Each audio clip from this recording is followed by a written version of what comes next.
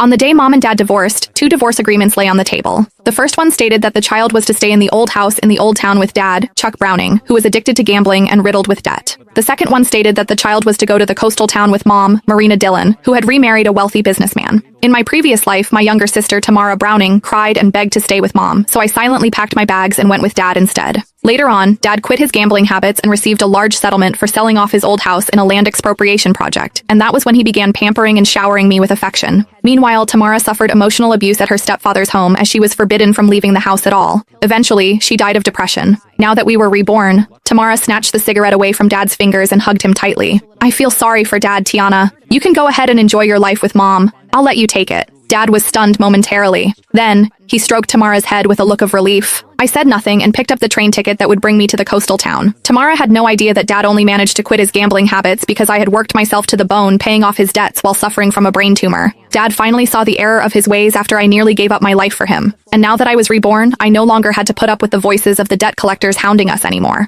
All I wanted was just a good night's sleep. I picked up my worn-out suitcase. Get out of here. Go look for your gold digger of a mother instead, Dad said, waving his hand dismissively at me like I was just an annoying fly. Tamara hid behind him and made a face at me. She mouthed, "Don't come begging me for money the next time you see me." I smiled and said nothing. Instead, I turned around and walked out into the rain, flinching at the cold. I could feel the chill seeping into my bones. It wouldn't make much of a difference wherever I went anyway. I just wanted someplace quiet to spend the last of my days, getting through everything. At least I no longer needed to hear the debt collectors hounding at the door or put up with the horrible stench of cigarettes anymore. Mom's black Mercedes was parked at the entrance to an alleyway. The car windows rolled down, revealing Mom's youthful, well-maintained face. She frowned as she stared at my drenched body, a look of disgust in her eyes. "How did you end up like this? Hurry up and get it. And make sure not to dirty the interior of the car." I opened the backseat door and was just about to enter when she said, "Throw that suitcase into the back." She pointed at my suitcase and said, "That's so filthy. I don't even know what germs it's covered in." I hesitated for a moment. However, I still did as she said and put the suitcase in the trunk of the car. When I finally got back inside the car, I did my best to stay in a corner and take up as little space as possible, not daring to touch the leather seats. The air conditioning in the car had been turned on, but I still felt very cold. "Make sure you behave yourself when we reach that place, Tiana," Mom said, looking at me in the rearview mirror while driving. "Your new stepfather doesn't like noise. Stay in your room as much as possible and don't come out. Don't chew with your mouth open and don't drag your feet on the floor while walking.